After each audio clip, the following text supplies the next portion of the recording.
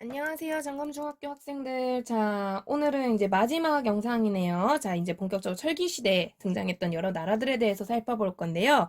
철기시대는 이미 실은 우리 넘어왔어요. 혹시 기억나나요? 저번 시간 우리가 위만조선에 대해서 배웠었는데요. 자, 이 위만조선이 등장이 좀 전부터 기원전 2세기, 기원전 4세기 무렵부터 이제 철기가 들어오기 시작하면서 위만조선이 등장한 기원전 2세기 무렵 널리 확산되기 시작했다라고 하는데요. 자, 실제 그 교과서 그래서 42쪽을 보시면요. 기원전 5세기경부터 이제 시작이 되는 거야, 시작. 아까 얘기했던 4세기는 이제 어느 정도 좀 확산되기 시작하는 거고요. 그러다가 기원전 2세기경 위만조선 이제 본격적으로 퍼뜨리기 시작하면서 기원전 1세기경에는 이제 모든 거의 대부분의 사람들이 철기를 이용할 정도로 널리 사용이 되기 시작합니다. 다 위만조선의 활약 덕분이라고 할 수 있겠는데요. 자, 그런데 이 철 엄청 매력적인 도구이자 재료였다라는 거죠.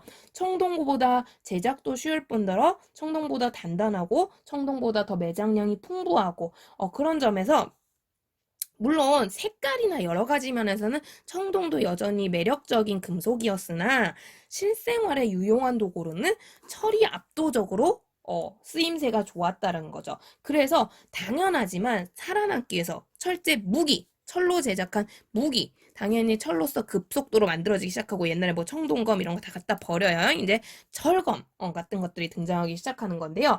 동시에 청동과 다르게 철의 특징으로는 철은 무기뿐만 아니라 일상도구 역시 철로 만들려는 모습이 보입니다. 특히 먹고 살기에 가장 중요했던 농사도구들이요. 그래서 농기구들이 이제 철로 만들어지기 시작하면서 청동 같은 경우는 실은 여러분 이로 세게 물면 약간 이게 자국이 남을 정도로 좀 무른 금속에 속하거든요. 금속이지만 단단하지는 않아요. 그래서 얘는 주로 꾸미는데 우리 저번 배웠잖아요. 장식용, 제사용 이런 거에다가 무기도 조금 진짜 싸우기 용도보다는 상징적인 거고 그리고 어쨌든 돌보다는 날카로우니까 그런 점에서 살상력이 높아서 이제 무기로 제작을 한 거지 청동은 엄청 그 쓰임새가 좋은 금속은 아니었거든요. 근데 그것 때문에 이제 우리 청동기 때는 돌로 농기구 만들었다고 반달돌칼 이런 거 배웠었잖아요. 근데 반면 철은 단단하니까 엄청 쓰임새가 좋은 거예요. 그래서 무기뿐만 아니라 농기구로도 제작이 되는 그런 특징을 보이게 됩니다.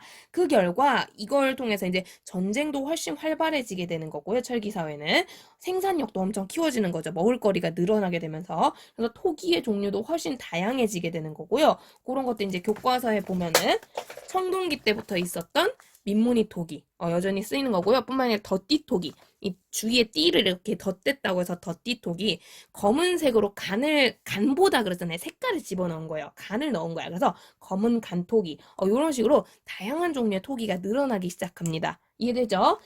그러면서 한편으로는 돌로 무식하게 무덤 짓는 게 너무 힘들다라는 걸 깨달았어 사람들이. 그래서 이젠 더 이상 돌로 관을 만들지 않아. 일반적인 나무로 관을 짜는 널무덤. 이 널이 관이라고 했었죠, 선생님이. 널무덤 같은 게 등장하기 시작하고요. 일부 지역에서는 항아리, 독을 이용해서 만드는 독무덤. 이 독이 그 먹고 으액 하고 죽는 그 독 아닙니다. 항아리를 의미해요. 그래서 독무덤 같은 것들이 등장하기 시작합니다. 그러면서 철기 사회는 오늘날까지 결국에는 쓰임새가 워낙 좋다 보니까 유지가 되게 되는데요. 초창기에 이런 변화들을 가져왔다고 해요. 근데 역시 철에서 가장 중요하다는 건 아까 얘기했던 철제 무기, 철제 농기구가 사용이 된다라는 거고요. 물론 얘기했듯이 이쁘기는 청동이 더 이쁘기 때문에 제사나 이런 데서는 여전히 청동을 쓰긴 씁니다만 많은 도구들이 이제 철로 뒤바뀌는 거죠. 그러면서 특히 전쟁이 굉장히 활발해지는 모습을 보여요. 특히 이 시기 우리 민족은 전쟁을 할 수밖에 없는 상황이 있었거든요. 뭐 안 그래도 영토 넓히고 하다 보면 전쟁하겠지만 특히 결정타가 됐던 거 우리 배웠잖아요. 저번 시간에. 우리의 최초의 국가 고조선이 멸망을 해버렸다는 거예요. 어떤 나라에 의해서?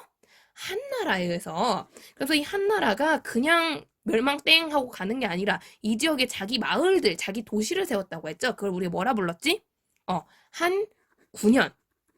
4개의 군이라고 해서 한 사군 이렇게 불렀다고 했고요. 대표적인 거 낭랑군 같은 게 있다고 했었는데요. 이 한군현이 그러니까 쉽게 말하면 우리나라에 외국 땅이 있는 거야. 외국 땅이 있으니까 이 사람들 이거를 몰아내고 싶은 거지. 없애버리고 싶은 거지. 그러면서 끊임없이 저항을 하게 돼요. 그러니까 안 그래도 시대적 분위기상 전쟁이 날 수밖에 없는 상황인데 전쟁이 더 활발할 수밖에 없는 거죠. 근데 여기에 심지어 무기까지 업그레이드 됐으니 전쟁이 안 나는 게 이상한 거예요. 그러면서 결국에는 이런 철제 무기나 철제 농기구를 쓰는 한군연에 저항하는 과정에서 우리만의 독자적인 새로운 국가들을 세우기 시작하는 거고요. 이 국가가 여러 개가 있는데 이제 그 중에 어느 정도 이름을 알리게 된 국가가 크게 이렇게 존재하게 되는 거죠. 부여, 고구려, 옥저, 동해, 얘네는 합쳐서 삼한. 요런 나라들이 살아남게 되는 거고요. 주의하세요. 요 낙랑군은 우리 한 4군, 한 9년에 해당하는 낙랑군입니다. 이 나라들이 있을 때 얘가 살아있어가지고 교과서에서 집어넣은 것 같아요. 그런데 얘는 제끼시고요. 그래서 맨 위에서부터 부여, 고구려, 옥저, 동해, 합쳐서 삼한, 요런 국가들이 만들어졌다라는 거예요. 그 무슨 문화를 바탕으로? 절기 문화를 바탕으로 그러면서 각자의 독자적인 생존을 하면서 이제 발전해가는 모습을 보이게 되는데, 근데 같은 철기 문화를 배경으로 해서 나타난 국가임에도 불구하고 위치도 다르고요. 얘네가 이제 무조건 한 군연에 저항한 건 아니에요. 이제 역사적으로 살아남는 과정 속에서 이 서로 다른 문화와 그래서 또 비슷한 것 같은 좀 그런 모습들을 보이게 됩니다. 그래서 오늘은 이제 철기사회 앞에 그거 줄거리 간단히 보시고요. 요 나라들이 각자 어떻게 세워지고 어떤 문화를 이루면서 살아갔는가 살펴보도록 하겠습니다. 위에서부터 쭉 내려오려고 하는데요. 자, 그럼 우리 맨 처음에 어느 나라부터 보게 될까요? 그쵸? 바로 부여입니다. 자, 부여라는 나라.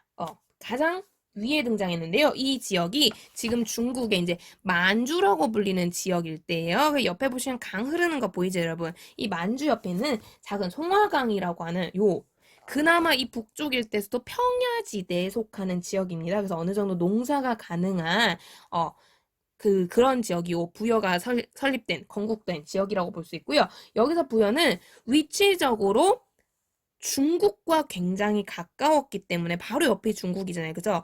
발전된 문화를 흡수하기가 굉장히 유리했다라는 거고요. 그래서 여러 가지 면에서 상당히 발전적인 모습을 보여줬던 국가예요. 그러다 보니까 앞에 우리 배웠어요. 고조선만 해도 청동기 문화 바탕으로 등장했잖아요. 근데 부여는 철기 문화를 바탕으로 등장했을 뿐만 아니라 청동기이기 때문에 앞에서는 국가를 세울 때 누가 국가 세웠어요? 당군한 건데 주의하라 했죠. 이름에 왕자 들어갔다고 왕 아니라 그랬어요? 그쵸? 앞에 국가들은 군장이 건국을 했어요. 기억납니까? 군장이 건국을 하는데 부여 같은 경우는 이제 군장에서 한 단계 더 올라갔어. 왕입니다. 얘는 왕국이에요. 왕국인데, 근데 이 왕국이요, 우리가 생각하는 막 임금님이 쳐라! 뭐 이러면서 이렇게 명령하는 그런 왕국이 아니라, 실은 이 군장들이요, 살아남으려고 뭉친 거예요. 나 A 군장, 너 B 군장, 넌 C 군장, 우리 이렇게 막 살고 있는데, 야, 옆에 중국 있고 무섭다. 우리 힘 묻혀서 같이 나라 만들자. 해서 이런 애들이 연합을 해서, 이 연맹이라고 하죠. 그래서 연맹을 해서 얘네 중에 대표를 뽑아 만든 나라고요. 요런 걸 우리가 연맹왕국이라고 부르게 됩니다. 그래서 연맹왕국. 반면 군장이 세우면 그건 그냥 군장국가라고 부르는데요. 선생님이 이제 학습지에다가는 설명 넣어놨으니까 한번 읽어보시면 좋을 것 같아요. 이게 이제 여기에서 자주 나오는 표현이기 때문에 알아두시면 좋을 것 같아서 설명을 넣어놨는데요. 어쨌든 부여는 그래서 그냥 군장이 세운 나라가 아니라 비록 약하지만 연맹 왕국이라고 해서 왕이 나라를 세우는 그런 모습을 보이게 됩니다. 그리고 몇 개의 군장 세력, 몇 개의 국가가 연합을 했느냐? 바로 5개요. 그래서 5개의 부족이 5개 부족이 연합을 해서 나라를 세우게 되고요. 그래서 흔히 5부족 연맹왕국이라고 불리게 됩니다. 5부족 연맹왕국인데요. 재밌어요. 연맹을 했기 때문에 왕의 힘이 그렇게 강하지 않습니다. 왜냐하면 이 왕이 타고난 왕이 아니잖아요. 그러니까 비슷한 애들인 거야. 나 요 동네 A, 나 요 동네 B, 나 요 동네 C, 나 요 동네 D, 나 요 동네 E 해가지고 5개들이 우리 한 팀 할래? 해가지고 연합해서 만든 거란 말이에요. 그래서 요중에 대표를 뽑아야겠어. 그래야 왕을 할 거 아니야. 그지? 대표를 뽑아야겠어. 근데 나도 군장, 너도 군장, 우리 똑같은 군장. 누가 왕 할래? 왕 되면 나보다 높아지는 건데 서로 왕하고 싶겠죠. 그죠? 그래서 우리식으로 하면 가위바위보 같은 느낌으로 뽑은 거예요. 그래서 보니까 야, 애들 말이 평판이 우리 중 인기 투표해봤더니 지금은 B 네가 제일 인기가 좋더라. 네가 왕해라. 해가지고 왕이 된 거야. 근데 이제 나머지 입장에서 같은 군장 출신이잖아요. 엄청 대우해 주겠어요? 아니라는 거죠. 그래서 이 연맹왕국 특성상 이 왕권이 좀 약한 편, 아니 좀이 아니구나, 많이 약한 편에 속하게 되고요. 그래서 왕이라고 해도 얘가 함부로 다른 애들한테 명령을 못 해요. 함부로 막 간섭을 할 수가 없어요. 특히 이 동네 문제에 대해서. 당연히 이 B가 원래 다스리던 이 B 지역에 대해서는 지가 입김이 세죠. 여기 원래 내가 다스리던 곳이니까. 근데 B가 그렇다고 해서 A 지역에다 야, A 지역 세금 좀 올려봐. A 지역 뭐 해봐 하고 이 간섭을 하기는 어려웠다고 해요. 안 그러면 A가 나 탈퇴, 나 연맹 안 해. 할 수도 있는 거거든요. 이해됩니까? 그래서 세력이 상당히 굳건해지고요. 심지어 그래서 네가 인기가 좋다 해서 B를 뽑았는데 그에 가뭄이 든 거야. B 인기 좋겠어요? 떨어지겠죠. 그러면은 야, 너 왕 구질구질해서 못 시키겠다 하면서 얘 쫓아내고 다른 애들 중에 대표를 뽑아 왕이 되기도 해요. 그럴 정도로 왕권이 부실했는데요. 자, 그러다 보니 B가 얘네를 무시를 못하면서 나름대로의 직책과 대우를 해주기 시작해요. 요런 것들을 그래서 왕이 된 나머지 4개 애들을 합쳐서 여러 명의 우두머리다라는 의미에서 부여는 가짜가 약간 우두머리 같은 의미라고 보시면 돼요. 제가라고 부르게 됐고요. 하나하나 나눠서 한쪽 동네는 너는 니네 동네는 뭔가 씩씩해. 잘 용맹한 것 같아. 말 같아. 마가. 마가. 그러면서 너는 부지런해. 농사가 발달한 지역이잖아. 너는 우가. 너는 풍요로워. 살찔 것 같아. 그래서 돼지를 따서 돼지 젖자를 따서 저가. 그리고 너는 개처럼 충성스러운 것 같아. 구가. 뭐 이런 식으로 해서 동물의 이름을 따서 마가, 우가, 저가, 구가 이렇게 부르게 됩니다. 이게 군장을 가리키는 말이에요. 군장을 너는 마가, 너는 우가, 너는 저가, 구가. 공통글자가 있죠? 가. 그래서 한꺼번에 합쳐서 제가, 이 제자가 여러 제자거든요. 제가 이렇게 해서 부르게 됩니다. 근데 만약에 아까 얘기했듯이 B가 근데 제대로 왕 노릇을 못해. 너 왕패지. 이제부터 A가 왕해. 그럼 얘가 마가. 나는 왕. 이런 식으로 돼요. 이런 식으로 하면서 이 연맹왕국이 유지가 됐다고 하고요. 그러면서 서로 당연하지만 철기시대도 농경과 목축을 중심으로 경제생활을 유지하게 되는데요. 문을 얘들아, 부여 위치 한번 볼까요? 부여. 가장 북방에 있어요. 날씨가 어떨까요? 그쵸? 날씨가 춥겠죠? 농사 지내기 쉽다 어렵다? 어려워요. 그래서 농경과 목축 둘 다 하긴 하지만 부여는 필연적으로 목축이 발달할 수밖에 없게 됩니다. 목축이 발달한다. 동물이 중요하다는 얘기죠. 그래서 우두머리 이름조차도 동물에서 따왔다라고 볼 수가 있겠습니다. 이해됩니까? 그래서 선생님이 이거 학습지에 그림 요렇게 넣어놨죠? 마가, 우가, 저가, 구가. 근데 여러분 이거 모양 조금 뭐 비슷한 것 같지 않으세요? 네. 이게 지금의 윷놀이의 시초라는 썰이 있습니다. 이런 식으로 해서 우리 윷놀이 할 때 도개걸륜모 그거 동물에서 따온 거 아시죠? 모르나? 요새는? 그래서 그 전통놀이가 동물에서 따온 거거든요. 동물 이름이고 모양도 그렇고 그래서 아마 부여에서 윷놀이가 유래한 걸로 많이 추측을 해요. 어쨌든 그래서 왕을 제외한 나머지 지역, 이렇게 4지역은 왕조차 함부로 간섭 못하는 제가들이 다스리는 지역이 되겠고요. 그래서 제가들이 다스리는 지역, 왕에게서 벗어나와 빠져나와 몇 개 있어요? 4개 있잖아요. 그래서 이 지역을 밖으로 빠져나온 일종의 섬 같은 지역이야. 사출도라고 부르게 됩니다. 교과서에도 있습니다, 여러분. 그래서 사출도라고 부르고요. 왕권이 셌다 약했다? 약했어요. 약하면서 머무르는데 위치적으로 아까도 말했지만 중국하고 가까워요. 그래서 고구려와 더불어서 중국하고 가까운 편이었기 때문에 중국에 얘네들은 관련된 기록이 상당히 많이 남아있는 편이 되겠고요. 특히 중국이 되게 예뻐했던 나라가 부여래요. 왜냐하면 부여도 선생님이 알기로는 얘도 한 9년에 저항하고 얘도 한 9년에 저항하고 막 좀 그랬었는데 초창기에는 점점 나라가 안정되어 가면서 부여 같은 경우는 평화지향적으로 변해요. 그래서 강한 애들한테 괜히 개기다가 나라 발전하지도 못하고 망하면 어떡해. 그래서 얘는 상당히 중국하고 친선을 맺는 친밀하게 지내는 그런 관계를 가지려고 했었고요. 고구려는 나중에 뒤에서 보겠지만 얘는 좀 어쩔 수 없는 싸움의 혈통이 있거든요. 그 이유는 뒤에서 얘기해 줄게요. 그래서 고구려는 끊임없이 중국하고 충돌을 하는 모습을 보여요. 그러니까 비교가 되잖아. 안 그래도 얘가 중국한테 친하게 지내자고 손을 내미는 편인데 비교가 되다 보니까 중국 애들이 부여에 대해서 되게 예쁘다 예쁘다 하면서 우리 이쁜 부여하고 관련된 기록을 많이 남겨놓은 거예요. 미운 놈은 적기도 싫고 만나기도 싫으니까 물론 그러면 고구려는 이제 나중에 유명해지니까 기록이 없는 건 아니지만 초창기에 그래서 부여에 관한 기록이 다른 나라에 비해 좀 많이 남아있는 편입니다. 그래서 부여는 상대적으로 그 나라 사는 모습에 대한 기록이 상당히 자세하게 남아있는데요. 내용을 한번 쭉 살펴보니까 되게 독특한 게 많다라는 거예요. 일단 사람들이 옷을 입는데 옷 색깔이 아마 염색이 좀 어려웠나 봐요. 그 염색하면 돈 들고 하니까 흰색 옷을 굉장히 즐겨 입었다라는 얘기가 있고요. 흰색. 그래서 흔히 백이라고 하죠. 하얀 옷. 그래서 백이 흰 옷을 즐겨 입어서 특히 나라의 행사 같은 게 있을 때는 꼭 흰 옷을 챙겨 입는다라는 얘기가 있고요. 그 다음에 사람이 죽었어요. 장례를 지는데 이 장례 풍속이 되게 독특해. 순장과 껴묵거리라고 하는데요.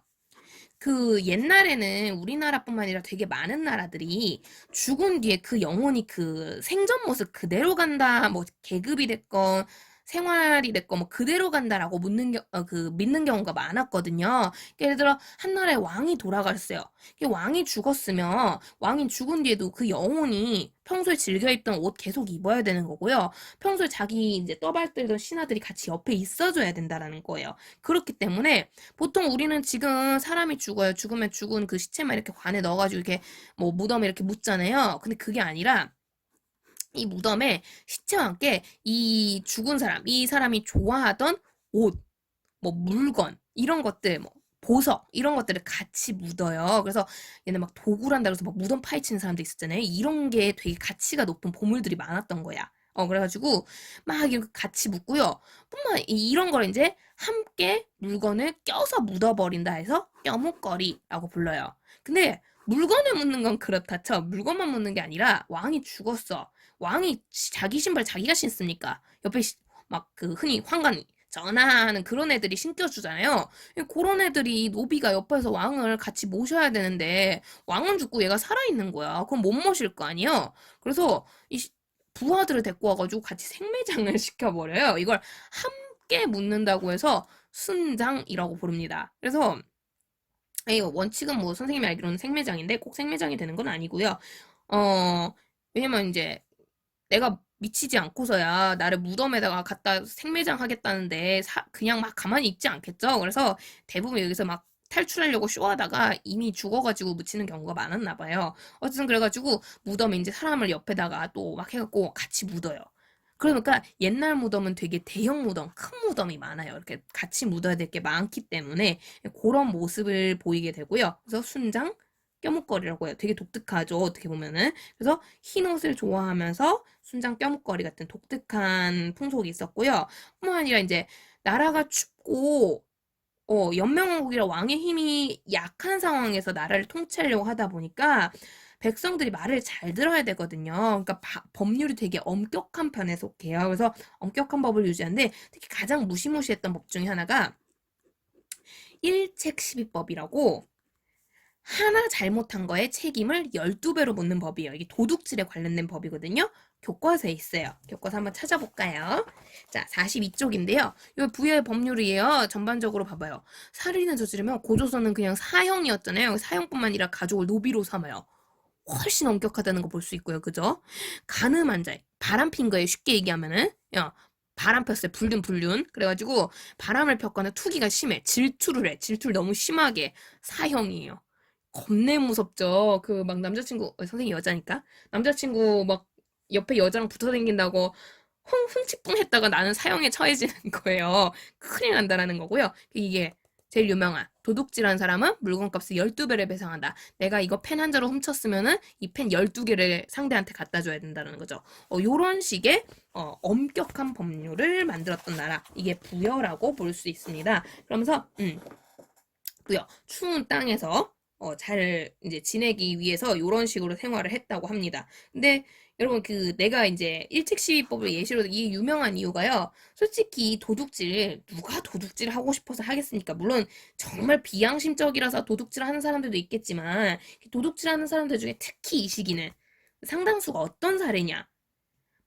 도둑질 안 하면 굶어 죽는 경우예요. 그러니까 내가 너무 가난하고 먹고 살기 힘든데 옆에 엄마가 막 병에 걸려가지고 시름시름 거려가면서 제발 제발 뭐 밥 한 그릇 죽 한 그릇만 원 없이 먹었으면 소원이었겠더만 엄마가 그러고 있어. 그러면 이제 내 마음이 찢어지잖아. 당장 오늘 먹을 것도 없는데 훔치러 가는 거예요. 옆 동네 부잣집 쌀 털러 가는 거야.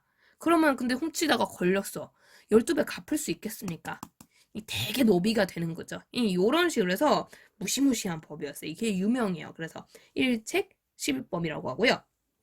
요런 식으로 생활을 하면서 그래도 어쨌든 나라가 계속해서 발전하고 잘 살아가고 있어요. 특히 아까 전에 날씨가 춥기 때문에 농사 지내기가 힘들거든요. 한 해 농사 제발 잘 부탁드립니다. 감사합니다. 라는 의미에서 하늘에게 정기적으로 행사를 지내게 되고요. 요 행사를 할 때 북을 크게 두들기면서 행사를 한다고 해서 이거를 영고라고 불렀다고 해요. 이 고자가 북고자거든요. 북을 치면서 한다고 해서 영고라고 해서 중국하고도 친하게 지내면서 잘 지냈는데 그러다 보니까 옆에 이제 비교당하던 애들이 기분이 나쁘겠죠? 아니, 쟤 뭔데? 하면서 별로 잘난 것도 없지만 맨날 중국이 우리하고 비교하고 말이야. 누구한테 밉상이 찍히느냐? 고구려입니다. 특히 고구려에게 밉상이 찍힌 이유는 하나가 더 있어요. 더 결정적인 게. 그래서 결국에는 나중에 고구려, 그 유명한 광개토대왕 시기에 부여는 완전하게 멸망을 하게 됩니다. 지속적으로 공격을 받다가. 그런 나라가 부여라고 하겠습니다. 여러분 어떻게 이해가 잘 되셨는지요? 그래서 교과서 한번 쭉 읽어보시면 되겠고요. 그러면서 그 밑에 이 부여를 무너뜨린 나라가 또 등장하네요. 고구려. 잠깐 쉴까요? 네, 쉬어서 이어가도록 하겠습니다. 네, 순식간이죠. 선생님은 좀 쉬고 왔는데 여러분 쉬고 오셨나요? 네, 고구려 이어서 보도록 할 건데요. 고구려는 이제 뒤에 삼국시대도 연결되는 나라다 보니까 꽤나 내용이 자세합니다. 그래서 교과서 보시면 고구려 건국신화에 대해 다뤄져 있는데요. 건국신화 보시면 알겠지만 이 고구려 같은 경우는 이름 있죠? 주몽이란 사람이 세운 걸로 알려져 있습니다. 뒤에다 할게요. 주몽이 세운 걸로 알려져 있어요. 자, 주몽. 나중에 왕으로서 이름은 동명왕 혹은 동명성왕이라고 많이 불리는데요. 이 성자는 이제 위대하다고 우리로 치면 이제 세종대왕 같은 느낌이라고 보시면 대왕하고 일부러 붙여주잖아요. 그런 식으로 동명성왕, 원래는 동명왕인데 올려서 붙여주는 거예요. 그래서 주몽이라는 사람이 건국을 하게 됩니다. 근데 이 주몽이 건국신화 읽어보셨나요? 읽어보셔야 돼요. 읽어보라는 건 좀 읽어주시면 좋겠어요. 그게 공부에 도움이 되는 거니까.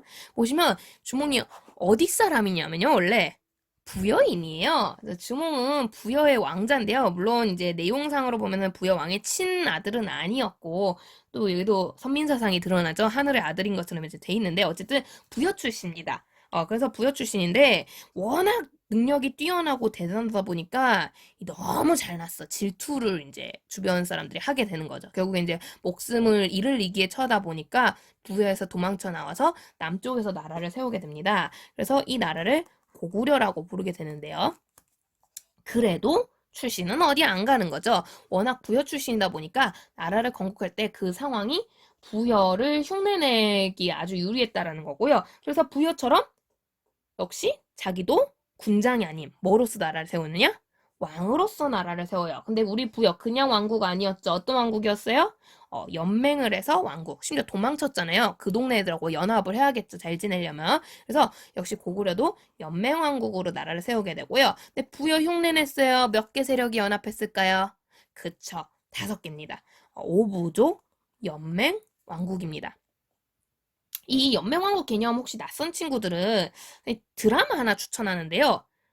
선생님 되게 좋아하는 배우가 나와서 송중기 씨가 나오는 좀 문제가 있겠다. 한 명 배우가 좀 문제가 있긴 한데 어쨌든 이 잘생긴 사람만 봅시다. 송중기 씨가 나오는 아슬연대기라고 이 약간 그게 청동기랑 철기랑 교묘하게 이상하게 섞여가지고 조금 판타지 요소도 있고 역사적인 드라마라고 보긴 힘든데 이 연맹의 개념은 확실히 나쁘지 않게 가르쳐 주는 것 같아요. 그 내용 자체가 아스달 연맹이라고 해서 연맹으로서 나라를 만들려는 모습들이 나타나게 되거든요. 연맹 왕국으로 발전하려는 군장에서. 그래서 막 제사장 역할도 하고요. 꽤 나쁘지 않다고 선생님은 보기 때문에 이 재밌어요. 한번 보는 걸 추천드립니다. 화수가 좀 많긴 한데 어쨌든 그래서 이 오부족 연맹왕국으로 갑자기 잡소리를 했네. 부여를 흉내내서 나라를 만들겠는데요. 문제가 있어요. 주몽 이제 부여 흉내내서 나라 세우면 솔직히 통치하기도 편하고 아이디어 안 짜도 되고 그렇잖아요. 근데 여러분 지도를 좀 볼게요.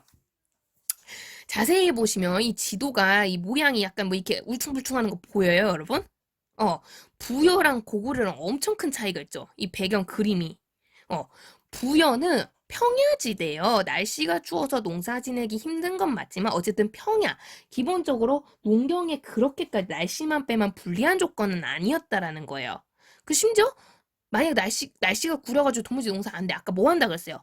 목축이에요. 평야지대기 때문에 양, 말 이런 거 실제 여기는 아직도 그렇게 사시는 분들 많아요. 유목민족 돼가지고는 막 어쨌든 양, 말 같은 거 키우면 되는데 고구려는 산이거든요. 이 울퉁불퉁 보여요?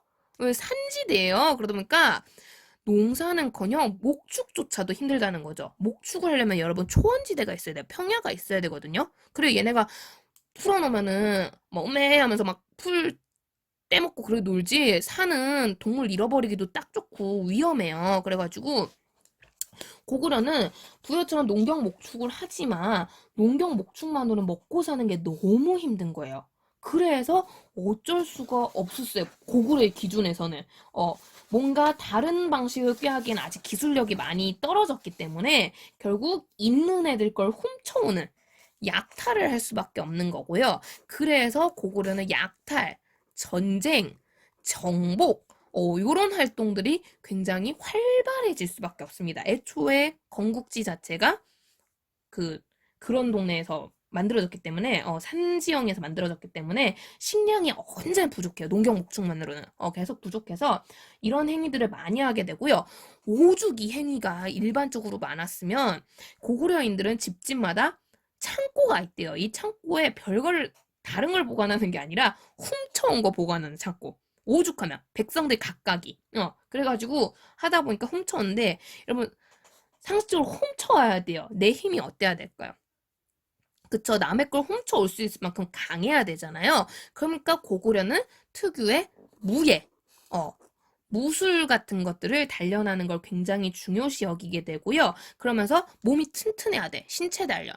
요런 거 되게 강조해요. 그러면서 항상 무예를 숭상하는, 항상 너는 말타기, 활쏘기, 이런 거 익혀야 된다. 강조를 하는 모습을 보이게 되고요. 요런 거를 선생님 학습생 깜빡하고 안 적었는데, 무예를 숭상한다고 해서 상무적이라고 해요. 무자가 싸울 무자, 숭상한다의 상자에서 상무적인 성격이 굉장히 강합니다. 그래서 요렇기 때문에 그러면서 심지어 고구려는 건국 과정 중에서 이 지역에 있던 항군현들을 무너뜨리면서 저항하면서 만들어진 국가이기도 하거든요. 끊임없이 주위 지역하고 싸우는 애가 되는 거예요. 약간 트러블 메이커인 거죠. 근데 고구려도 눈치라는 게 있어요. 털 때, 물론 나중에 힘이 세지면 달라지긴 하지만, 힘이 좀 부족할 때, 아직 건국 초창기에는 힘센 애 건드리겠습니까? 그쵸? 상식적으로 지도 힘을 좀 키워야 될 거 아니에요. 그래서 약한 애들을 건드리다 보니까 또 먹을 거 많은 애들. 그래서 보시면, 여러분, 누가 형님이에요? 부여랑 고구려 세워진 나라? 주몽이 부여 출신이라고 했어요. 그죠? 부여가 먼저 발전했기 때문에 초창기에는 부여가 더 잘 나가요. 중국은 뭐 더 말할 것도 없고. 그래서 고구려가 주로 어디로 가느냐? 밑으로 가요. 그래서 고구려한테 심심찮게 공격을 당했던 애들이 옥저, 동해가 되겠고요. 낙랑도 뭐 당연히 공격받지만 낙랑은 심지어 유명한 낙랑공조 호동왕자라고 일화도 있는데 그건 뒤에 가서 어쨌든 옥저동해가 심심찮게 공격을 받게 되면서 옥저동해는 발전이 쉬었다 어려웠다. 맨날 힘센 애가 때리러 오는데 내 공부하려 그러면 때리러 오고 내가 좀 체육 시간 뭐 권투 좀 배워보려 그러면 때리러 오고 막 이러는데 발전이 쉽겠어요. 발전이 어렵습니다. 그래서 옥저동해는 뒤에서 보겠지만 발전 수준이 좀 떨어질 수밖에 없어요. 그런 특징을 지니게 됩니다. 어쨌든 그러면서 고구려는 요런 특성으로 나라가 발전해 가고요. 근데 이 와중에 고구려 아주 독특한 풍속이 하나 있네요. 요거 시험 단골 문제인데요. 바로 고구려의 독특한 혼인 풍속입니다. 자, 고구려의 풍속 서옥제라고 한대요. 결혼을 할 때 이 서옥이라는 게 만들어져서 서옥제라고 해요. 이 우리식으로 표현하면 비슷한 게 이제 대릴사위제라고 해서 결혼을 해요, 여러분. 요새는 결혼하면 신랑 신부가 결혼했어요. 어디에서 보통 삽니까? 시댁. 남편 집에서 주로 삽니까? 친정. 아내 집에서 주로 삽니까?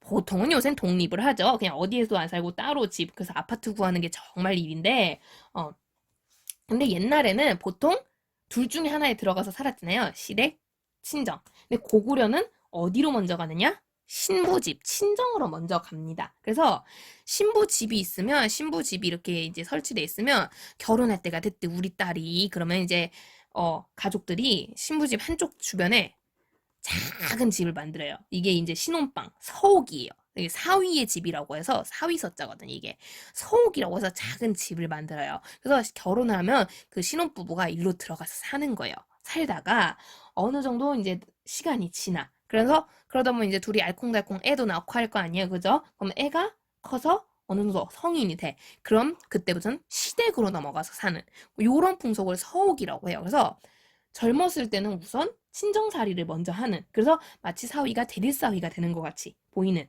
그런 문화가 있었다라는 거고요. 그래서 우리나라 이제, 근데 이제 나중에 이게 미래로 가면 조선시대 이런 때는 반대로 이제 시댁살이를 하는 게 일반적이었거든요. 근데 우리나라 되게 독특한 게 결혼한다라는 표현으로 장가간다라는 표현과 시집간다라는 표현이 둘 다 있거든요. 이게 되게 독특한 거예요. 보통은 둘 중에 하나만 있어요. 왜냐면 결혼 문화라는 게 크게 뒤바뀌는 게 아니기 때문에. 그래서 시댁살이를 하든 친정살이를 하든 한쪽으로만 가는 게 일반적이기 때문에 둘 중에 한 표현만 있어야 되는데, 장가 간다, 사위가 장인집 간다는 얘기예요. 시댁스 간다, 아니 시집 간다, 며느리가 시댁살이 한다는 얘기거든요. 두 용어가 다 있다는 거. 재미있는 현상이죠. 그 예시 중에 하나가 서옥제인데, 그래서 역사적으로 보면 여자 집 가는 게 더 먼저였다고 볼 수도 있는 거죠. 허허허. 혹시 가부장적인 아버지 계시면 이런 거 한 번씩 알려주세요. 우리 되게 생각보다 여건 셌어요. 어쨌든 예, 잡소리였고요. 이런 서옥제 같은 독특한 풍속이 있으면서 비록 식량은 부족하지만 고구려도 그래도 중요해요. 농경과 목축 같은 게 그나마 하는 것들 잘 되길 기원하면서, 특히 이 기원을 누구한테 하게 되느냐? 바로 건국자, 주몽에게. 당신이 세운 나라이니 당신이 잘 돌봐주십시오 하면서 동명왕에게 제사를, 주로 제천 행사를 지냈다고 해요. 근데 이 동명을 동명 하다 보니까 이 행사 이름이 동맹 하고 굳어졌다고 합니다. 그래서 동맹이라는 제천 행사, 고구려의 특징이라고 볼 수 있고요. 자, 그러면서 굉장히 싸움꾼으로서 성장을 해가고요. 이 싸움꾼이 근데 나름 효과가 있었나 봐요. 점차 힘이 세지면서 아까 얘기했듯이 부여도 멸망시키고요. 주위 지역을 멸망시키면서 나중에는 삼국시대, 그 유명한 고구려로 살아남게 됩니다. 그런 모습 보이게 되고요. 반면 불쌍해 죽겠어요. 항상 고구려한테 괴롭힘 당하다가 발전을 못한 지역이 있으니 옥저와 동해입니다. 둘이 같이 갈굼당해요. 둘이 같이 괴롭힘을 당해서, 그래서 수준이 비슷해. 그래서 얘네들은 보통 같이 묶어서 보거든요. 물론 다른 나라긴 하지만. 옥저동해는 위치는 조금 달라요. 옥저는 지금의 이제 북한 지역 함경도 일대에 세워진 국가고요. 동해는 우리 그 설악산이나 강원도 부근에 위치한 지역인데요. 이 지역 어쨌든 바다 동해 쪽을 끼고 있고 산지 지형이라는 공통점이 있는데요. 동시에 고구려한테 끊임없이 괴롭힘을 당하면서 얘네는 발전 수준이 떨어져요. 이 바꿔 말하면 뭐냐? 왕을 뽑을 여유가 없었어요. 왕이 없기 때문에 여전히 청동기 사회랑 똑같이 발전이 떨어지잖아. 누가 나라를 세우게 되느냐? 군장입니다. 그래서 여기 보시면 옥저동에는 왕이 없고요. 읍군, 삼로, 지들끼리 그렇게 붙여줬어요. 라고 불리는 군장이 나라를 다스리는 그런 특징을 지녀요. 왕을 뽑지를 못했다라는 거고요. 그 와중에도 나름 옥저동에 괜히 고구려가 내려온 게 아니에요. 옥저동에는 이 와중에도 이 안쪽에 평야지대랑 바다를 이용한 여러 가지 이제 해산물 자원 이런 것들을 구하게 되면서 먹고 사는 게 꽤나 풍족했던, 특히 날씨가 상대적으로 따뜻하잖아요. 이런 것들을 이제 잘 이용을 했던 국가들이 되겠고요. 그래서 역시 산지임에도 불구하고 고구려랑 비교했을 때는 농경이 발달했고요. 특히 결정적 바다가 있으니까. 고구려에는 없는 해산물이 풍부해요. 소금 같은 거. 요런 것들이 되게 풍부해서요. 특히 소금. 이 인간이 먹고 사는데 엄청 중요한 거거든요. 소금 없으면 사람 죽는 거 알죠, 여러분? 요새는 너무 나트륨 섭취가 심해서 문제지만 나트륨이 너무 없어도 쓰러지거든요, 사람. 그래서 그런 것들을 고구려가 구하기 너무 좋은 거예요. 그래서 옥저 동해를 빈번하게 침략을 하게 돼요. 그래서 옥저, 뻑하면 고구려에게 소금, 해산물, 약탈당하면서 나중에 가면 지들이 알아서 갖다 바치기도 해요. 걔네들이 침략해오는 것보다 우리가 갖다 주는 게 더 낫겠다 해가지고는 막 갖다 바치는 모습도 보이고요. 동해 역시 옥저랑 비슷합니다. 농경 발달했고요. 해산물이 풍부했는데요. 근데 동해 조금 독특하게 자기들만의 독특한 특산물이 좀 유명했다고 해요. 그 특산물이 무엇이냐? 역시 교과서에 있어요. 바로 단궁, 과하마, 반어피라고 하는데요. 잉쌤 이게 뭐예요? 한데 한자어라서 그래요, 여러분. 단궁, 짧을 단자예요. 궁, 활 궁자거든요. 활을 쏘는데 짧은 활이라는 거예요. 그러니까 여러분 영화 보시면 막 어벤져스 이런 거 보시면 막 활 쏘잖아요. 그죠? 활이 생각보다 종류가 많아요. 근데 활이 이제 활시위가 이렇게 작은 거, 긴 거, 그게 긴 게 장궁, 짧은 게 단궁이라고 하는데요. 사거리, 멀리 쏘고 싶을 때는 장궁이 좋고요. 파괴력만 보면 단궁이 좋다고 해요. 근데 실은 아까 옥저동에 살짝 봤지만 얘네도 산지 지형이거든요. 장궁 멀리 써봤자 이게 의미가 없는 게 동물을 잡아요. 활은 보통 동물 잡잖아요. 근데 사슴이 막 이제 있는 걸 본 거야. 산지잖아. 나무 막 있을 거 아니에요. 그쵸? 이 나무 뒤로 사슴이 숨기 전에 빨리 쏴서 빨리 잡아야 되거든요. 얘가 멀리 가기 전에. 그러니까 멀리 쏘는 게 나무 때문에 가려서 어차피 의미가 없는 거예요. 그래서 장궁보다는 단궁이 발달하는 모습 보이고요. 역시 같은 이치로 등장하는 게 과하마예요. 과하마, 마잖아, 마가 뭘까? 말이에요, 말. 그래서 말인데, 과일나무 아래를 지날 만큼 작다라고 해서 과하마거든요. 이게 일종의 우리를 좀 당나귀 같이 생긴 좀 그런 작은 말이에요. 그래서 말들도 생존 전략에 따라 이렇게 작은 말들이 등장한 거죠. 왜냐면 말이 일반 우리가 아는 큰 말이 되잖아요. 얘는 뛰다가 나무에 박아가지고 죽어요. 그래서 나무들을 피해 다닐 수 있을 만큼 몸집을 작게 만든 거야. 지들이 그렇게 생존에 나온 거야.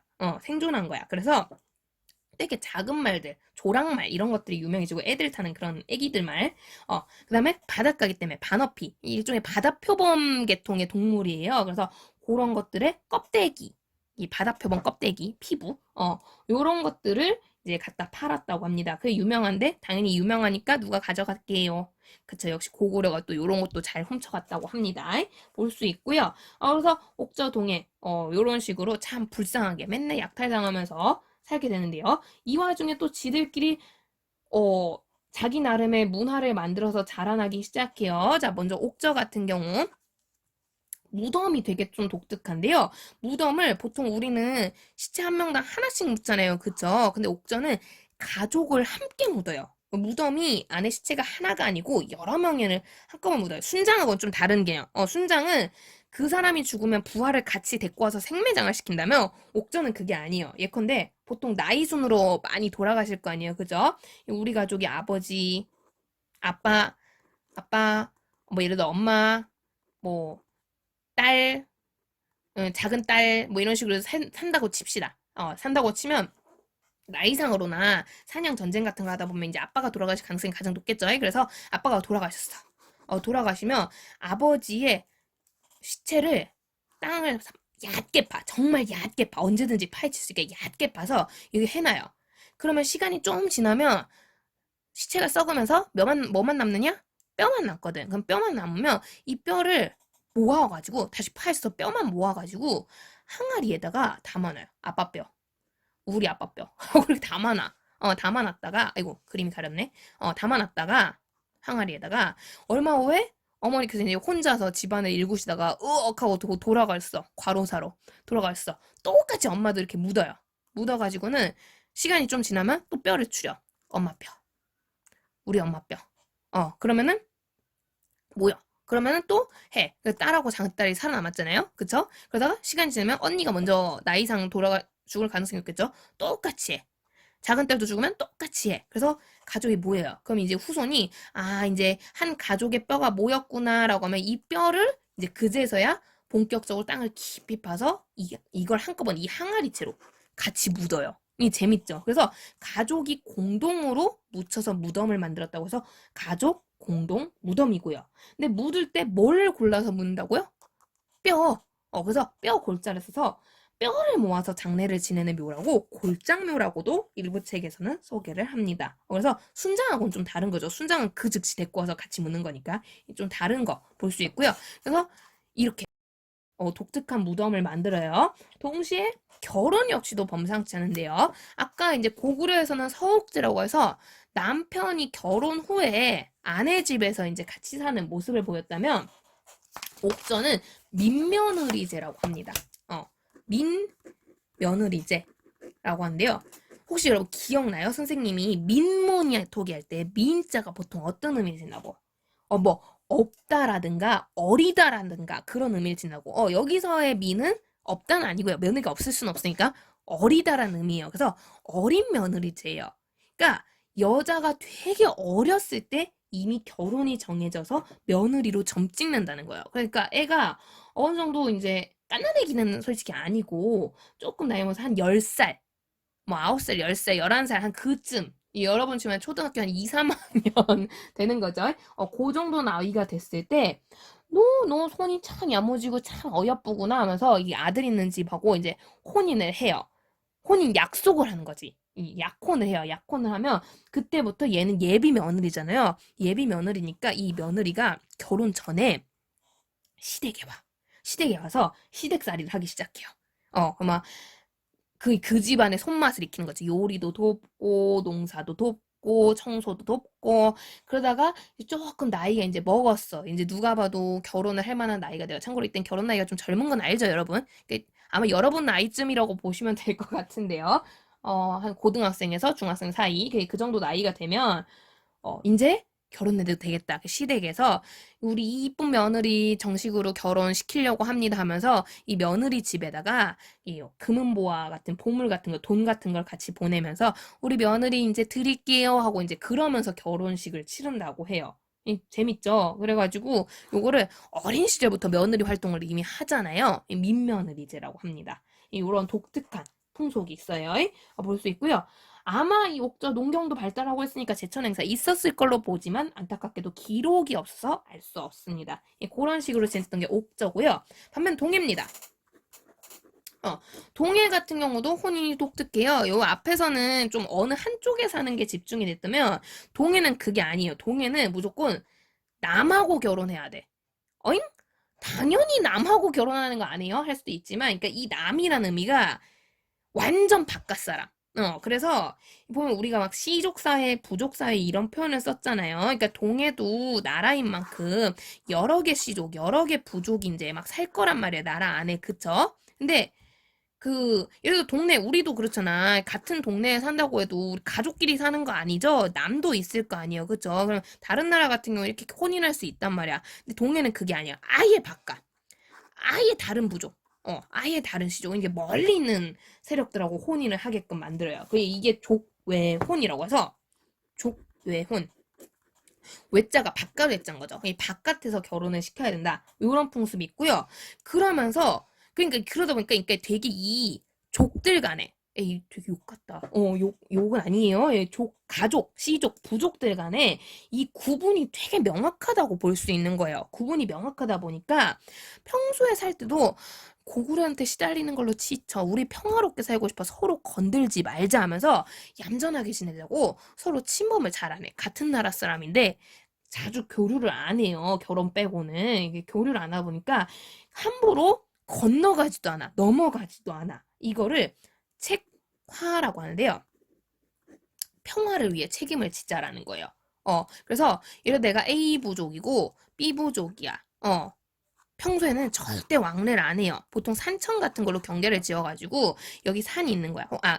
개천이 있는 거야. 개천. 그래서 요 개천 기준으로 여기는 니네 B 부족 동네, 여기는 우리 A 부족 동네 하고 따로 살기로 했는데 A 부족에 꼬맹이가 3살짜리가 못 모르고 잉 하고 물놀이 하다가 이 비부족 건너갔어. 그럼 비부족에서 감히 우리 경계를 넘어와 하면서 그 책임을 물라고 노비를 달라고 한다든가 소를 달라고 한다든가 막 그런 배상을 하게끔 해요. 이걸 책화라고 하는데요. 되게 독특하죠. 그래서 경계를 굉장히 명확하게 지었다는 거. 그래서 결혼도 명확하게 다른 애들하고 하려고 하는 그런 독특한 풍속이 있었다고 합니다.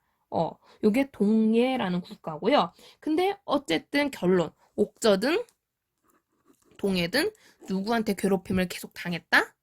고구려한테. 그래서 끝까지 뭘 못 뽑느냐? 왕을 못 뽑아요. 결국 연맹왕국으로 끝까지 가지 못하고요.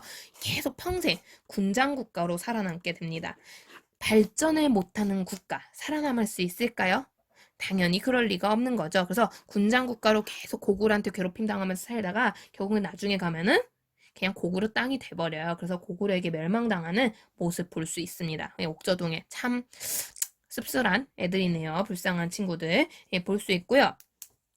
반면 진짜 풍족했는데 너무 멀어. 고구려한테 침입 안 당해서 따끈하게 지들끼리 되게 잘 먹고 잘 살면서 알아서 발전한 나라가 있어요. 그래서 그게 사만인데요. 자, 그러다 보니까 이 사만은요. 지금 우리 보면 내용 보면 알겠지만 부여 고구려 옥저 동해는 어쨌든 뭐 좋은 의미로든 나쁜 의미로든 왔다 갔다 그러면서 좀 같이 연결되는 모습을 보이거든요. 그래서 물론 문화 차이가 있긴 하지만 약간 전체적인 느낌 뉘앙스가 좀 비슷한 느낌이 들어요. 어쨌든 뭐 부여 고구려 같은 연맹왕국 출신이라는 거. 아마 옥저동에도 고구려가 괴롭히지 않았으면 연맹왕국이 됐을 수 있어요. 됐을 수도 있는데 괴롭힘을 당해서 옥저동에가 발전을 못했을 뿐 어쨌든 막 교류하는 모습 보이고 하는데요. 여기는 아니에요. 아예 다른 세계야. 남쪽에 이 마한, 진한, 변한이라고 해서 한이잖아요. 세 개의 한이 뭉쳐서 흔히 사만이라고 불리는데요. 따로 놉니다. 분위기가 상당히 다른 국가가 만들어지게 돼요. 한반도 남부 지역에 있는 지역인데요. 실제로 보시면요. 이 지도에도 있지만요, 여러분. 자세히 보면 여기 백제국, 사로국, 구야국 보입니까? 실은 여기에 이런 느낌으로 목지국 이런 막 있잖아요. 요 한반도 남부에 이런 국 잡는 작은 나라들이 되게 많았다고요. 엄청 많아서 뭐 그 기록에 따르면 요 마한이라고 적힌 이 일대는 54개의 작은 국가들이 진한 일대는 진한하고 변한 일대는 12개씩 이렇게 작은 국가들 이게 작다고 작을 숫자를 써서 소국들이라고 부르는데 이 소국들이 되게 작게 있는 거야. 근데 너무 작으니까 지들이 생각해도 이대로 살면은 더 이상 이제 성장을 못할 것 같아. 생존을 못할 것 같아. 그리고 엄청 자주 오는 건 아니지만 어쨌든 주위에 눈치가 있으면 보이잖아요. 이런 애들이 있다는 거. 옆에 일본도 있고요. 그러니까 살아남으려면 뭉치는 게 답이겠다라고 해서 이 마한 주변에 작은 그 54개의 소국들이 연합을 한 거예요. 그래서 마한을 만들고요. 변한 주위 12개가 뭉쳐서 지들끼리 연합을 한 거야. 변한이고요. 진한 안에 12개의 소국들 또 연합해서 만든 거예요. 이게 진한이란 연합인데 이것도 여전히 힘이 약하다는 거죠. 그래서 마한, 변한, 진한이 다시 뭉쳐요. 그게 사만이고요. 그러니까 얘네는 연맹왕국은 연맹왕국인데 앞에 있는 부여 고구려랑 다른 게 이중연맹이라고 보시는 거죠. 일종의. 그래서 연맹왕국으로 등장했는데 이중연맹이다 보니까 그냥 연맹왕국 자체가 힘이 없잖아요. 근데 더 힘이 없는 거야. 정말 없는 거야. 그래서 왕을 뽑긴 했는데 왕이 거의 뭐 하는 게 없어요. 되게 뭐 힘도 없고 그냥 상징인 거야. 네가 우리 대표해라. 그냥 짱. 짱. 그런 약간 그런 느낌. 그래서 약간 반장 같은 느낌이라고 해야 되나? 반장이 그렇잖아요. 이 반을 대표하는 존재라서 막 뭐 이것저것 뭐 얼굴 내밀고 하지만 실제로 반장이 여러 번을 막 이거 해 명령하고 그러진 않잖아요. 그런 사람은 아니잖아요. 약간 그런 느낌으로 뽑아요. 그래서 가만 보니까 우리가 조그만한 소국들이라 고만고만한데 여기 있는 목지국이라는 애가 걔 중에 제일 등치가 큰 것 같아. 네가 짱 먹으래서 이 목지국의 마한에 있던 목지국의 군장을 왕으로 뽑고요. 근데 뭐 하는 건 없어요. 대표일 뿐. 그러면서 결국에는 각자 그 밑에 있던 군장들이 지들이 알아서 따로 생존을 합니다. 따로 생활을 하는 그런 모습 보이게 되고요. 그런 애들은 이제 교과서는 신지읍차라고 표현했는데 적당히 보시면 될 것 같아요. 그래서 이 신지읍차들이 실질적으로는 나라를 다스리고 있었다. 하지만 왕이 있으니까 군장 국가라고 하시면 안 돼. 왕이 있기 때문에 연맹 왕국이기는 하다라는 거고요. 그래서 여러분, 이 군장들이 실질적으로 일을 할 만큼 왕권이 약해요. 그리고 그만큼 군장들이 바쁘다는 의미이기도 해요. 엄청 바빠요. 그래서 근데 군장의 파워가 너무 세지면 왕 입장에선 좋을까 싫을까? 이 견제가 필요한 거예요. 그래서 앞에 다른 나라들은 우리 배웠잖아요. 군장이 보통 무슨 역할도 같이 한다고. 제사장. 그래서 우리 뭐라고 불렀죠? 재정 일치 사회라고 했었잖아요. 재정 일치.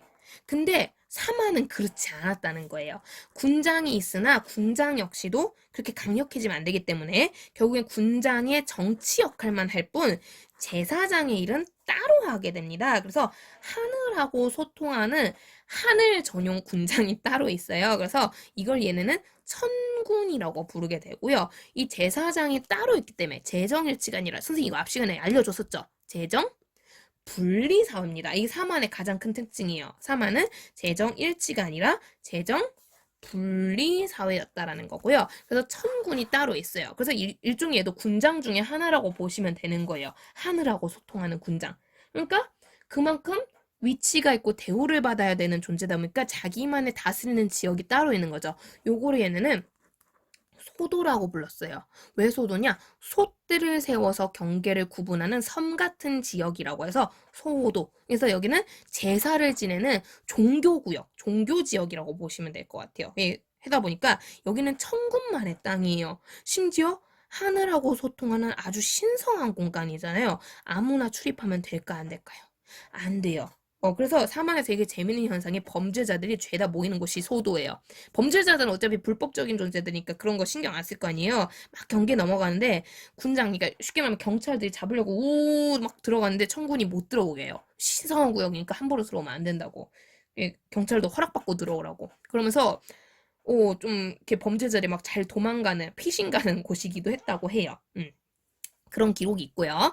자, 그러면서 이 사만 근데 이렇게 보면 그러면은 통치가 되게 개판인 건데 어떻게 보면 엉망진창 복잡하잖아요. 막 왕이 있는데 왕은 역할 못하고 근데 군장은 또 제사도 따로 지내고 되게 복잡한 거잖아. 복잡하면 이게 나라가 굴러가요 할 수 있는데 나라가 굴러가요. 먹고 살기가 되게 좋았거든요. 먹고 살기가 좋아요. 왜냐? 남쪽이요. 날씨가 따뜻하고요. 평야지대라는 거죠. 그러니까 당연히 무슨 농사 발달할 수밖에 없을까요? 그쵸. 벼농사예요. 고그릇처럼 약탈 안 해도요. 하등 뭐 걱정이 없어요. 너무 먹고 살 게 충분해요. 벼농사가 엄청 발달하게 되고요. 자, 그러면서 동시에 특히 이 사만 중에서도 변한 지역. 이 변한 지역에는 이 시대에 살아남으려면 필수 도구, 그 재료, 철이 엄청 풍부했다고 해요. 오죽 철이 풍부했으면 이거 수출하기도 하고요. 아니, 철을 그러니까 자기들끼리 쓰기엔 너무 많은 거야. 다른 나라에 이제 비싼 돈 주고 파는 거죠. 혹은 철 자체를 화폐처럼, 돈처럼, 얼마나 남아 돌면 그렇게 쓰기도 했다고 해요. 그러다 보니까 아니 당시 이 시기 살아남는 가장 필수 조건이잖아요. 철, 먹을 거. 이게 다 갖춰져 있다 보니까 좀 복잡한 사회이긴 하더라도 먹고 사는데 너무 지장이 없는 거예요. 그러니까 이 사람들이 생각하기엔 이게 다 누구 덕분이냐? 하늘이 우리를 잘 보살펴 주시는 거야. 해서 제천 행사를 되게 열심히 지내게 되고요. 심지어 제사장, 제천 행사 전문가까지 있잖아요. 그러니까 다른 나라들은 영곤이, 동맹이니, 그 얘기를 안 했네. 동해 같은 경우는 무천, 춤춘다고, 하늘에 춤춘다고. 무천 해가지고는 한 번씩만 제천 행사를 하면은 여기는 2번 해요. 5월에 한 번. 씨뿌리 끝나고 그다음에 수확한 다음에 10월에 한 번 또 해가지고 2번 지내요. 그래서 원래는 두 제천 행사 이름이 각각 따로 있는데 머리 아프잖아. 그래서 계절별로 그냥 지냈다고 해서 퉁쳐서 우리는 계절제라고 부릅니다. 그래서 계절제라고 제천 행사를 열었습니다. 네, 볼 수 있고요. 결국에 그래서 이렇게 잘 먹고 잘 사니까 발전하기가 유리해요. 심지어 멀리 있기 때문에 침략도 엄청 안 받았다고 했죠. 덕분에 점점점 성장을 하니 나중에 가면 미래 마하는 우리가 알고 있는 백제, 진하는 신라, 변하는 가야라는 나라로 발전하는 모습을 보이게 됩니다. 자, 여기까지 정리 혹시 되시겠나요? 오늘 내용이 좀 많았죠? 많았기 때문에 한 번 더 좀 총정리하는 시간 가져보도록 할 건데요. 그걸 위해서 준비했어요. 학지 10쪽 요 자료인데요. 자, 요거 채워보면서 한번 정리를 해보도록 하겠습니다. 잠시만요. 자, 10쪽 자료 한번 채워보도록 하겠는데요. 자, 보면요. 부여부터 순서대로 한번 채워볼게요. 부여. 아까도 했지만 만주 송화강, 송화강이라고도 하는데 송화강 유역에 만들어졌어요. 몇 개 부족이 연합해서요? 5개 부족, 5부족 연명왕국. 아, 답지가 있는 걸로 보여주는 게 여러분한테는 더 좋을 것 같네요. 네, 체인지였습니다. 5부족 연맹왕국으로 등장했고요. 왕권이 비교적 약해서 그 군장들, 제가들의 지배 구역이 별도로 존재했다고 했죠. 이 제가, 마가, 우가, 저가, 구가를 합친 말이라고 했어요. 그 지역을 우리는 사출도라고 부른다고. 사출도. 그러면서 농경 목축을 실시했는데, 빈칸을 안 비워놨네. 목축이 되게 발달해 있었다라고 있고요. 목축이 발달했기 때문에 제가 이름도 마가, 우가, 저가, 구가, 동물의 이름을 따왔다라고 얘기를 했습니다. 이 풍속으로는 되게 독특한 장례 풍속. 같이 신하들, 첩첩들 같이 묻는 노비 같은 거 같이 묻는 순장, 물건을 같이 묻는 껴묵거리 있었다고 했고요. 흰색 옷을 즐겨 입었고 일책 12법으로 유명한 엄격한 법률 유지됐다고 했어요. 제천 행사는 북을 둥둥둥 친다고 해서 영고, 고구려에게 정복당했다라고 멸망당했다. 광개토대왕 얘기했었고요. 반면 고구려 주몽에 의해서 건국이 됐는데요. 주몽은 부여인 출신이었다고 했죠. 그래서 부여랑 똑같이 오부족 연맹왕국으로 등장합니다. 물론 부 이름은 다른데요. 중요하지 않아서 설명하지 않았어요. 그냥 참고삼아 읽어보시면 되고요. 똑같이 농경 목축을 실시하지만 이것만으론 산지라서 날씨도 추워서 먹을 게 너무 부족해. 식량이 부족해서 약탈 경제, 남의 거 훔쳐와서 먹고 사는 생활이 발달했습니다. 그 증거이자 유명한 거 부경이라는 창고가 있다라고 얘기를 했고요. 자, 그러기 위해서는 무예, 신체 단련 강조한다고 했어요. 상무적인 성격이 강했다라고 얘기했고요. 그러면서 독특한 혼인 풍속, 신랑이 신부 집에서 사는 서옥제라는 풍속이 발달했고 역시 동맹이라는 제천 행사를 열었으며 국가가 더 성장해서 나중에 삼국시대 고구려로 성장한다 얘기했습니다. 반면 옥저동에 함경도와 강원도 지역이 각각 세워졌는데요. 안타깝게도 왕이 없고 군장이 통치하는 군장 국가였어요. 왜? 누구한테 끊임없이 약탈당해서? 고구려 약탈당하는데 이 와중에도 먹고 살 때 동해가 좀 독특하네요. 독특한 특산물이 있어서 단궁, 과하마, 반어피 유명하다고 했고요. 비슷한 처지지만 풍속은 차이가 있었어요. 그죠? 옥저 같은 경우는 가족 공동 무덤, 골장묘라고도 불렀었고요. 민며느리제 요런 장례 혼인 풍속이 있고 동해 같은 경우는 족외혼이라고 하는 혼인 풍속과 동시에 다른 지역엔 없는 경계를 되게 중요시하는 책화라는 풍습이 있었고요. 아까 앞에서 설명 깜빡했는데 무천이라고 하는 제천 행사도 지냈다고 합니다. 옥저는 제천 행사가 없었던 건가요? 기록이 없는 거라고 했었죠. 실제 제천 행사가 있는지 없는지는 우리 알 수 없어요. 기록이 없기 때문에 볼 수 있고요. 약탈 계속 당하다가 고구려에게 정복당했어요. 볼 수 있고요. 멀리 떨어진 사만, 한반도 남부 지역이고요. 연맹왕국입니다. 좀 복잡하지만 연맹왕국으로 만들어졌고 그래서 마한의 대표가 왕을 하긴 하는데 거의 왕권이 없다시피 했다고 했죠. 그러면서 가장 독특한 점, 재정, 분리사회, 따로 제사장이 있었어요. 그 뭐라 불렀죠? 천군. 이 천군이 다스리는 지역은 소도. 해가지고 우리 봤어요. 천군, 소도, 재정분리사회라는 증거가 되겠고요. 날씨가 따뜻하고 평지가 많아서 벼농사가 발달했고 변한 지역의 철이 되게 유명했다고 했어요. 철이 너무 많아서 뭘로 쓸 정도로? 화폐로 쓸 정도로.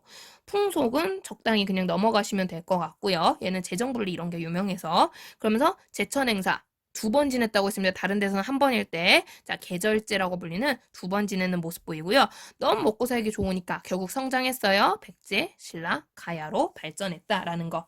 여기까지가 우리 2학년 영상으로 공부할 범위가 되겠고요, 여러분. 자, 여러분 제대로 공부하셨는지 그래도 선생님 입장에서 확인을 해야 해요. 할 수밖에 없어요. 왜냐면 앞에 말했듯이 이제 시험 범위로도 이게 들어가는 파트이기 때문에 계약을 하면 한번 복습 시간 및 쪽지 시험 있을 예정입니다. 물론 여러분의 정말 운이 좋아서 선생님 수업 일수가 지나치게 부족할 경우는 넘어갈 수도 있습니다만 근데 내가 복습 차원에서는 하는 게 좋다고 생각해서 일단 준비를 해놓을 생각이에요. 그래서 역시 선생님 파트너인 성지영 선생님도 마찬가지시고요. 그래서 복습 이거를 꼭 해오셔야 안 그러면 엄청난 숙제를 낼 생각입니다. 안 하시면 안 되니까요. 아무리 쉬었다고는 하지만 여러분 기본적인 이 의무 교육이잖아요. 교육을 받았으면 머리에 남는 게 있어야 될 거 아니에요. 그쵸? 그래서 스타트를 잘 끊자는 의미에서 꼭 복습 잘 해주시고요. 그러면은 이제 언젠가 얼굴 볼 날, 개학날 기다리고 있겠습니다, 여러분. 수고 많으셨습니다. 질문 있으면 언제든지 질문 달아주시고요. 혹시 뭐 선생님이 나도 인간인지라 빼먹은 게 있을 수 있어요. 뭐 놓친 게 있다 싶으면 또 역시 달아주세요. 선생님 추가 영상 찍을 수도 있으니까요. 혹은 선생님 이거 뭐 좀 잘 안 보이던데 더 설명해 주셨으면 좋겠어요. 역시 마찬가지입니다, 여러분. 어떤 건의사항, 어떤 질문사항이든 댓글에 올리시면 선생님 환영합니다. 그리고 앞에 이제 살짝 적었는데 가급적이면 실명으로 적어주시면 더 감사하겠습니다. 선생님 이름을 기억할 수 있게 그 원한 갖는 거 아니니까 절대 걱정하지 마시고요. 선생님 진짜 좋아해요. 질문이나 건의사항 받는 거 꼭 달아주시기 바랍니다. 고생 많으셨어요, 여러분. 사랑해요.